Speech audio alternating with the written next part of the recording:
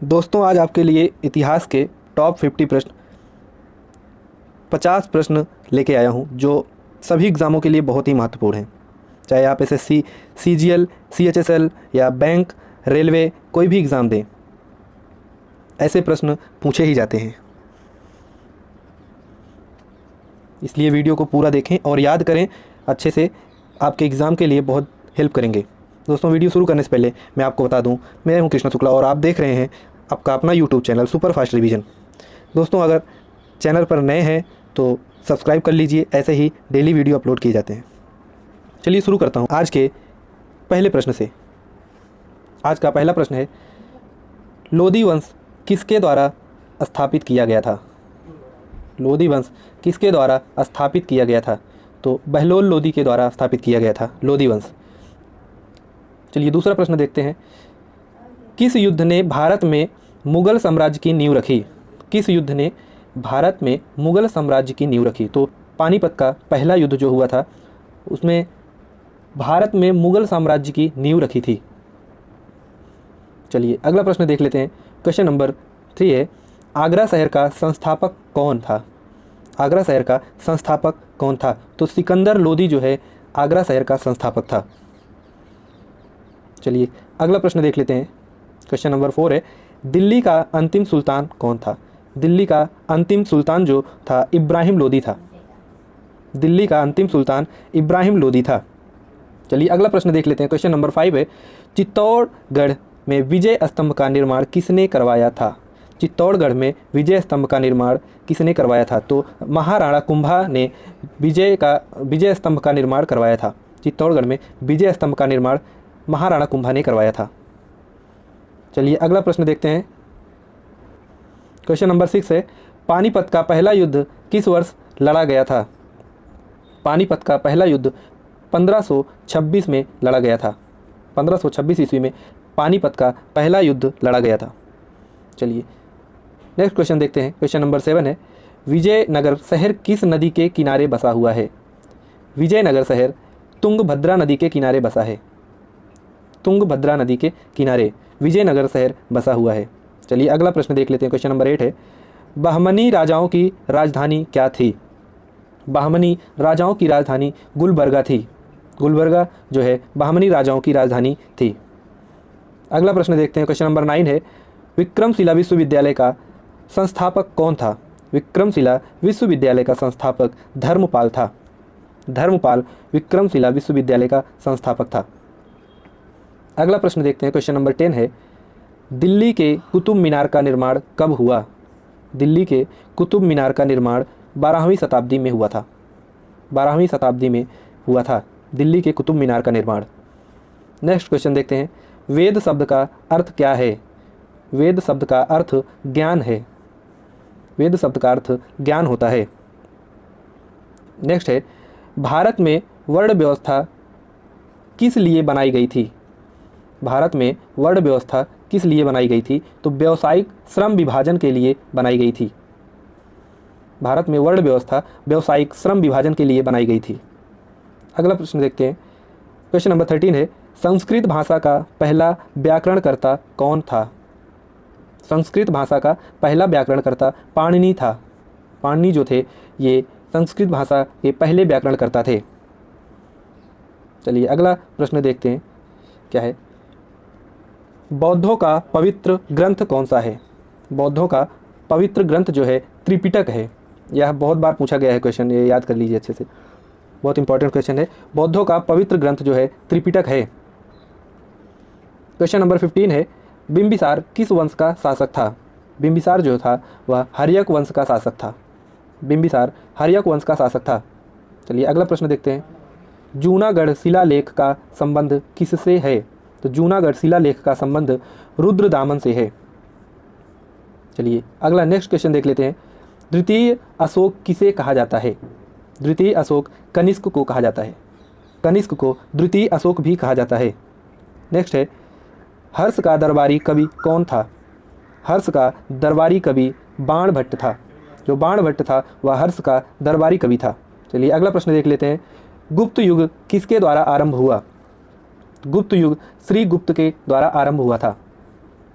श्रीगुप्त के द्वारा गुप्त युग आरंभ हुआ था। चलिए अगला प्रश्न देखते हैं, हर्षवर्धन को किसने पराजित किया था? तो हर्षवर्धन को पुलकेशिन द्वितीय ने, पुलकेशिन सेकंड ने हर्षवर्धन को पराजित किया था।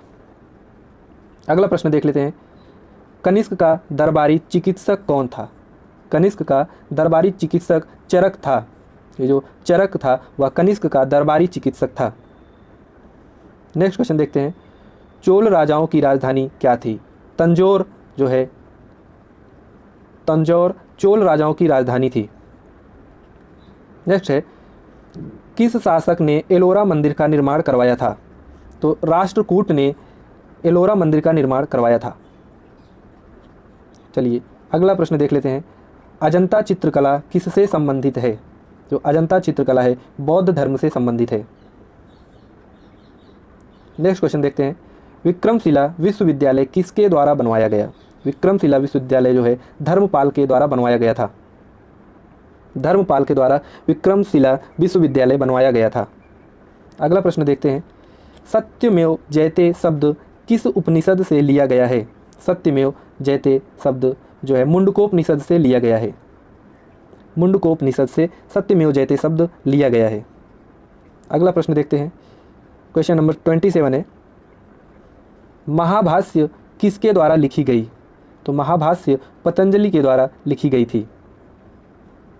अगला प्रश्न देख लेते हैं, क्वेश्चन नंबर 28 है, किस प्रसिद्ध शासक को शिलालेखों का पिता के नाम से जाना जाता है? किस प्रसिद्ध शासक को शिलालेखों का पिता के नाम से जाना जाता है? तो समुद्रगुप्त को शिलालेखों का पिता के नाम से जाना जाता है, समुद्रगुप्त। चलिए अगला प्रश्न है, खजुराहो मंदिर का निर्माण किसने करवाया था? खजुराहो मंदिर का निर्माण चंदेल राजपूतों ने करवाया था। चंदेल शासकों में खजुराहो मंदिर का निर्माण करवाया था। चलिए अगला प्रश्न देखते हैं, वह कौन सा मुस्लिम आक्रमणकारी है जिसने नालंदा विश्वविद्यालय को नष्ट किया था? मुस्लिम आक्रमणकारी मोहम्मद बिन बख्तियार खिलजी, जिसने नालंदा विश्वविद्यालय को नष्ट कर दिया था। चलिए अगला प्रश्न देख लेते हैं, क्वेश्चन नंबर 31 है, दिलवाड़ा के चालुक्य जैन मंदिर कहाँ स्थित हैं? दिलवाड़ा के चालुक्य जैन मंदिर राजस्थान में स्थित हैं। राजस्थान में दिलवाड़ा के चालुक्य जैन मंदिर स्थित हैं। अगला प्रश्न है, क्वेश्चन नंबर 32 है, मेघदूत के लेखक कौन हैं? मेघदूत के लेखक कालिदास हैं। कालिदास मेघदूत के लेखक हैं। अगला प्रश्न है, क्वेश्चन नंबर 33, रामचरितमानस एक महाकाव्य कविता है जो किस भाषा में लिखी गई है? रामचरितमानस किस भाषा में लिखी गई है? तो यह अवधी भाषा में लिखी गई है। अगला प्रश्न देखते हैं, क्वेश्चन नंबर 34 है, गांधार कला किन दो कलाओं का संयोजन है? जो गांधार कला है यह किन दो कलाओं का संयोजन है? गांधार कला हिंद और यूनानी कलाओं का संयोजन है। अगला प्रश्न है, क्वेश्चन नंबर 35, चोलों के समय का बृहदेश्वर मंदिर कहाँ स्थित है? बृहदेश्वर मंदिर जो है तंजावुर में स्थित है। बृहदेश्वर मंदिर तंजावुर में स्थित है जो चोलों के समय का है। चलिए अगला प्रश्न देखते हैं, क्वेश्चन नंबर 36, अशोक के शिलालेख में कौन सी लिपि का प्रयोग किया गया है? अशोक के शिलालेख में कौन सी लिपि का प्रयोग किया गया है? तो ब्राही लिपि का प्रयोग किया गया है। अशोक के शिलालेख में ब्राही लिपि का प्रयोग किया गया है। चलिए अगला प्रश्न है, देख लेते हैं, क्वेश्चन नंबर 37 है, न्याय सूत्र किसने लिखी? तो न्याय सूत्र जो है गौतम ऋषि ने लिखी। न्याय सूत्र गौतम ऋषि ने लिखा था। चलिए अगला प्रश्न देख लेते हैं, क्वेश्चन नंबर 38 है, सांची का स्तूप का निर्माण किसने करवाया था? सांची का स्तूप का निर्माण किसने करवाया था? तो अशोक ने सांची का स्तूप का निर्माण करवाया था। चलिए अगला प्रश्न देखते हैं, मोहनजोदड़ो का स्थानीय नाम क्या था? तो मोहनजोदड़ो को मृतकों का टीला कहा जाता था। मृतकों का टीला मोहनजोदड़ो को कहा जाता था। यह एक स्थान का नाम है शहर का, जिसे मृतकों का टीला भी कहा जाता था। चलिए अगला प्रश्न देखते हैं, क्वेश्चन नंबर 40 है, तक्षशिला विश्वविद्यालय किन दो नदियों के बीच में स्थित था? जो तक्षशिला विश्वविद्यालय था वह सिंधु और झेलम नदी के बीच में था। सिंधु और झेलम नदी के बीच में तक्षशिला विश्वविद्यालय था।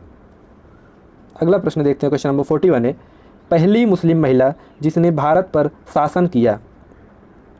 तो रजिया सुल्तान जो है यह पहली मुस्लिम महिला शासक थी जो भारत पर शासन की थी। चलिए अगला प्रश्न देखते हैं। मोहम्मद गोरी ने पृथ्वीराज चौहान को किस युद्ध में हराया था? मोहम्मद गोरी ने पृथ्वीराज चौहान को तराइन के दूसरे युद्ध में हराया था जो 1192 में हुआ था।